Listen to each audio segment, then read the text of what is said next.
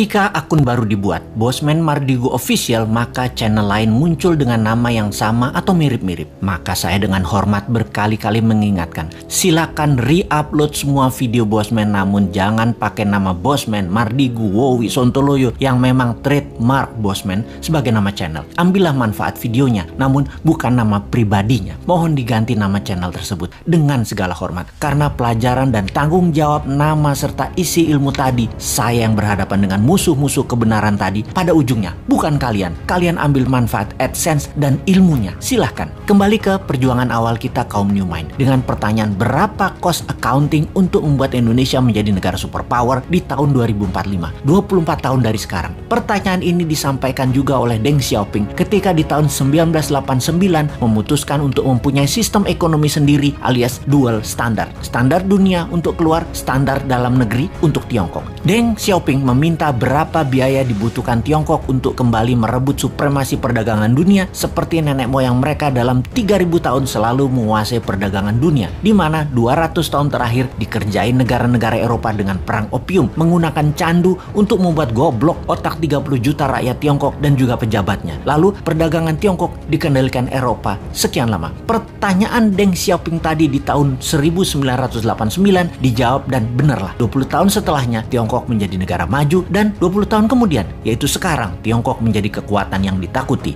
Pertanyaan awal kita, berapa cost accounting untuk membangun Indonesia untuk menjadi negara superpower di tahun 2045 itu? Hal itu sangat penting. Berapa modal yang dibutuhkan? Berapa dana yang dibutuhkan? Dan itu harus diketahui sekarang. Semua itu akan kita ciptakan dananya serta pekerjaannya untuk 100% warga Indonesia. Kita lompat ke tahun 2030 ke depan. Di tahun 2030 atau kurang dari 9 tahun lagi, dari saat ini dunia menjadi lain dengan dunia yang kita kenal 100 tahun terakhir. Pandemi 4 tahun hingga tahun 2025 merubah 60% kehidupan manusia. Teknologi bioengineering, biomedical, menggeser DNA dan RNA manusia membuat manusia menjadi super karena lawannya penyakit juga menjadi super. Penyakit bawaan atau penyakit karena virus bermutasi. Manusia pun bermutasi dengan perubahan genetik tubuh manusia dipicu dengan growth factor biomedical. Di sisi lain, secara politik, kalau Amerika tidak hantam secara militer negeri Tiongkok dalam kurang waktu 3 tahun ke depan, maka di tahun 2030 Tiongkok akan menjadi negara superpower nomor 1. Dan saya garansi Amerika tidak akan serang Tiongkok. Amerika tuh chicken sekarang. Sungguh. Kemudian komunikasi 6G dipimpin Tiongkok. Distribusi kapal niaga dan seluruh gadget serta transaksi perdagangan dikuasai Tiongkok. Kesehatan dikuasai globalis cabal. Demikian juga sumber informasi big data dan currency akan dikuasai cabalis. Kemudian kehidupan pertanian akan semakin sulit. Alam semakin gersang. Cuaca tidak bisa dibaca dan dikendalikan. Panas bumi mencapai puncaknya di tahun 2030. Musuh bersama umat manusia di tahun 2030